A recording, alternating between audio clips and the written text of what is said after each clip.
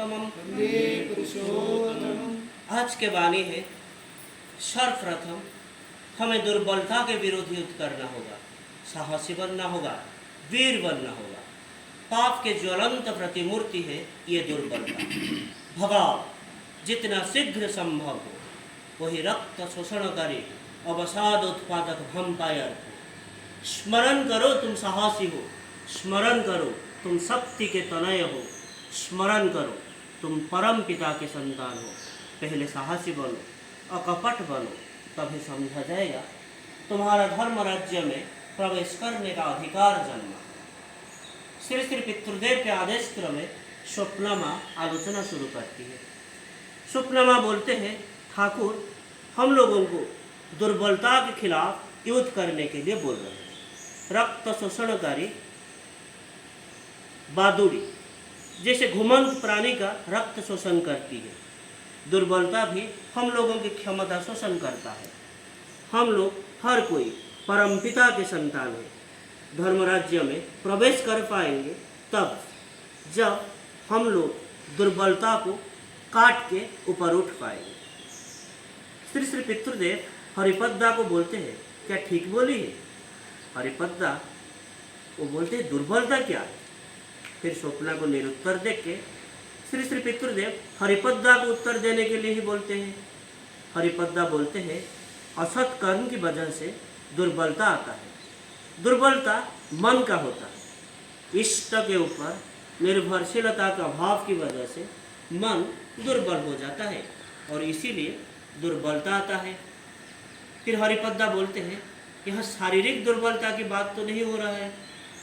बम्बे से कोई भाई आए हैं, फिर प्रार्थना के पहले शिष्य पितृदेव उनको देखे हैं, अपने सामान एक पार्श्व में रख के वो लोग भी आके बैठे हैं बड़ा नाट मंडप में।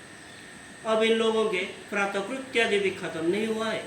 शिष्य पितृदेव दर्शनार्थी के लिए निर्मित नए बाथरूम में प्रात्यकृत्यादि खत्म करने के लिए निर्देश देते हैं। फिर बाद में पता चला बाथरूम पे पानी नहीं है।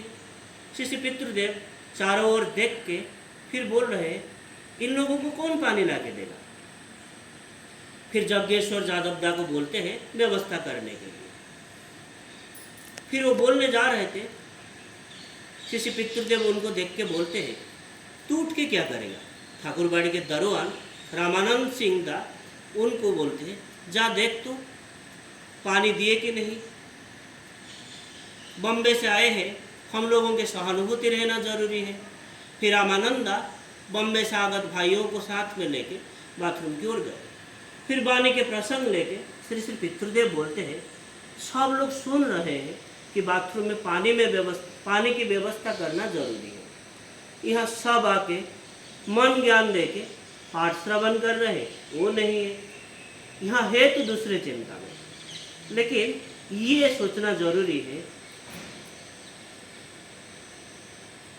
ये सोच रहे हैं और ये करना जरूरी है, लेकिन उसको नेग्लेक्ट किए या तात्सल्य किए, ये भी एक तरह का दुर्बलता।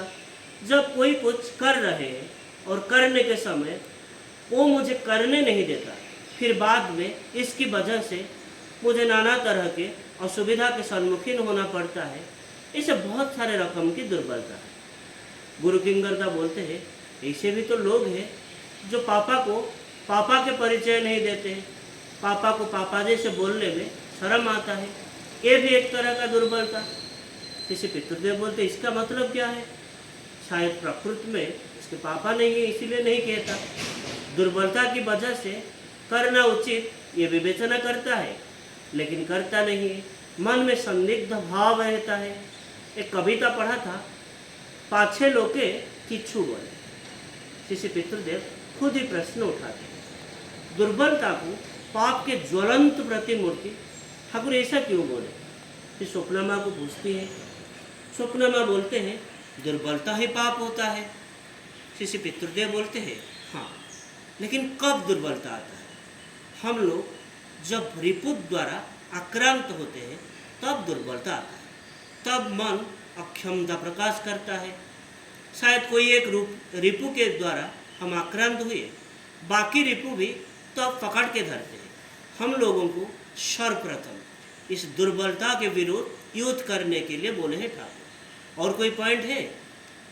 हरिपद्दा बोलते हैं हाँ है ना, धर्म राज्य में प्रवेश करना। जैसे पितृदेव स्वप्ना को पूछते हैं धर्म राज्य में कैसे प्रवेश किया जाता है? स्वप्ना माँ बोलती है सदगुरु के दीक्षा लेना होगा। जैसे पितृदेव बोले हाँ ठीक ही बोले। ये घटना इष्ट प्रसंग से 10 फरवरी 78 से लिया गया है। आज के लिए इतना ही। वंदे